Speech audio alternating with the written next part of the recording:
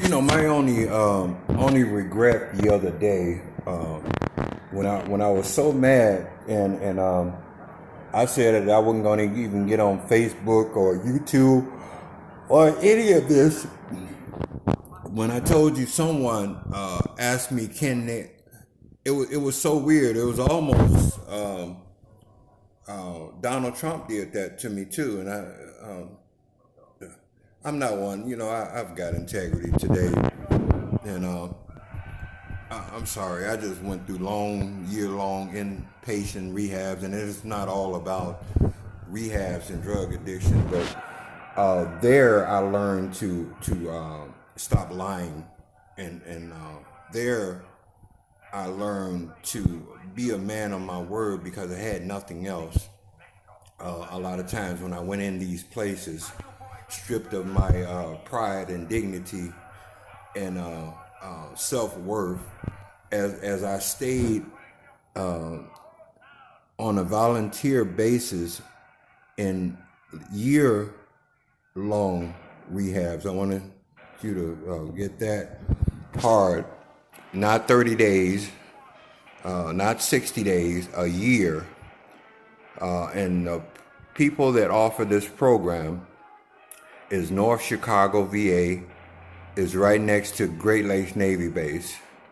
I was in the 46th program, Icarus 2, one of the toughest programs that you can be in. With Al Holt used to be the president of that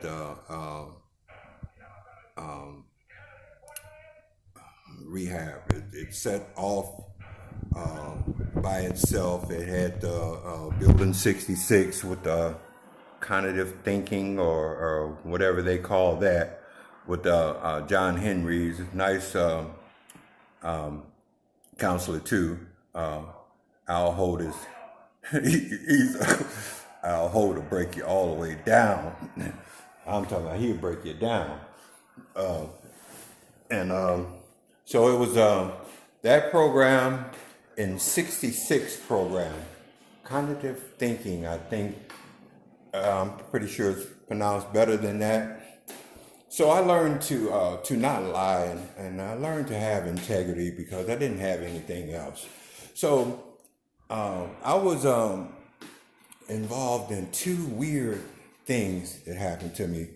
I was always saying, let me be the first black man to go to the freedom flight to the White House from Phoenix, Arizona. And because I would see the same old guys wrapped in a blanket, pushed in a wheelchair, sleep. When they come back, the same old guys wrapped in a blanket, pushed in a wheelchair, sleep. So they had no enthusiasm of telling anybody where they've been, what they did, or anything. So the last time I seen them, wrapped in a blanket, pushed in a wheelchair, their nieces and nephews were pushing them this time.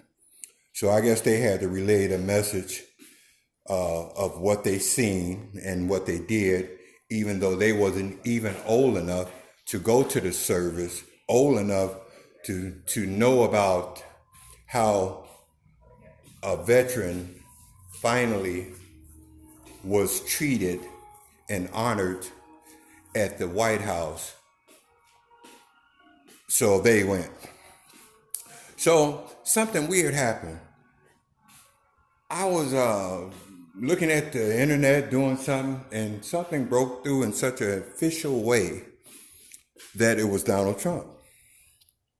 I don't know if he was telling me to shut the fuck up or look, asshole, anybody can come to the White House if you're a veteran for free. Would you stop talking about it and just bring your ass on? I don't know if he's telling me one or the other thing, but like I said, it scared me so bad that I turned off my phone. Now, of course, I lost all opportunities to find out what he wanted. I cried wolf for so long, but I just was taken by surprise that somebody could break through in such an official way. I don't care what you did. You turn off the site. You did this, you did that, and he's still looking at you, not as a picture. He's looking at you at sitting at the desk, looking at you, blinking his eyes, finna say something to you, and you turn off the phone. That's how it was for me. Like I say, I take it or leave it. I don't lie anymore. I even tell, I ain't gonna get into that because they ain't even worth being in the same conversation, the same thought, the same nothing as something like this. So the other day, I'm sitting and I'm kind of mad about talking about Nick in the Heart of a Hero and him giving awards out to his own vets in his city, but not venturing out to talk to vets from other places and see what they're dealing with and what they go through. He delegates other people to go out and pick their own vets. So when I was laying down, something came just like Donald Trump on my phone and said, "Hey, can you hear me?" And I seen I don't know, almost like Pepto-Bismol colored polo shirt, and I was kind of looking up, and he said, "I know you hear me."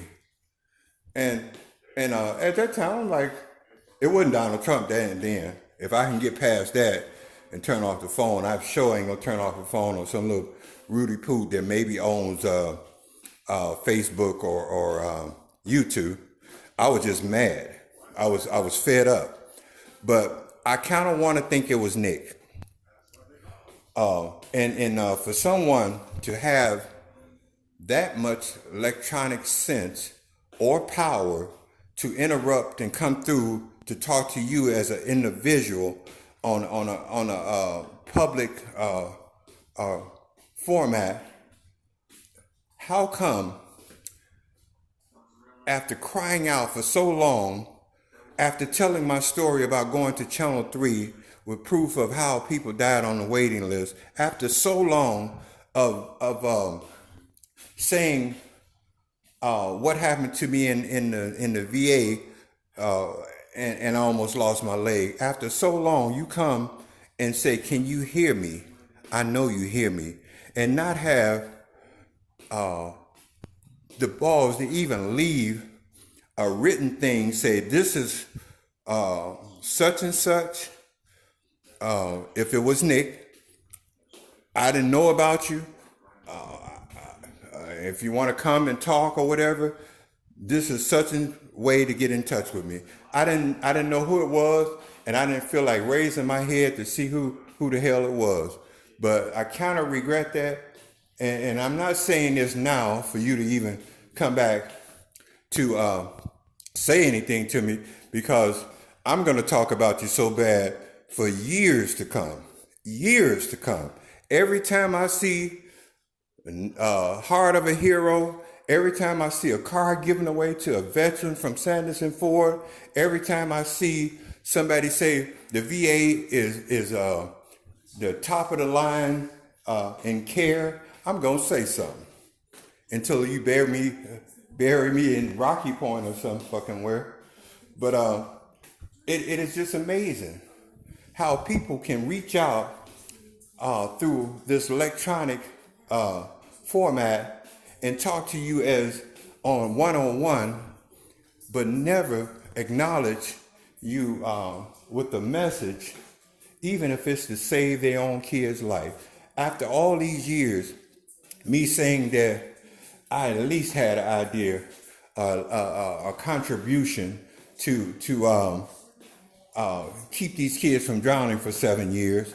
And during that time, Channel 3 was hearing me on the internet, and every time I would say something about sewing a chip in kids' clothes like Garanimals or Comic-Con rings, some stupid ass reporter would be on TV after the kid drowned. The first thing she did, she put a lock on the pool gate. And a couple of more kids drowned. The second thing she did, and you can research this and go back yourself. She come out there with a life jacket to put on kids. Yeah, they're gonna wear that all the time. The third thing happened. Some Oriental guy had something similar to my idea, but it wasn't even about falling in the pool. It was about if you're attacked, you pull one half of the ring off and it would send a signal to somebody, the police or something. It wasn't even about the kids. The fourth thing that happened, they had some little pool scrubber thing at the bottom of a pool. So when a kid fell in there, it lets you know that something is in the pool other than me, the pool scrubber. So if someone can contact you on a cowardly way, when I've been interviewed in Chicago by Susan Katera on Channel 9, and I'm telling you, those cameramen look like football players. If you are such a coward and so scared, they're not, because they will whoop your ass, them cameramen. And everyone I've seen is 6'7", big dudes. They big dudes and they don't play, because a lot of times stories have to be told in different environments. People that get Pulitzer prizes go into the neighborhood. They don't go and tell you to go out and take a picture of lightning, thunder, and lightning. And if your ass gets struck by lightning, they tell you, well, you shouldn't have been out there. So I just want to say something about that. If you can contact somebody and try to save face when you know you're wrong through a public instrument on a private basis, just so you won't look bad, I don't need to talk to you, but I'm going to talk about you for the rest of your life. Thank you.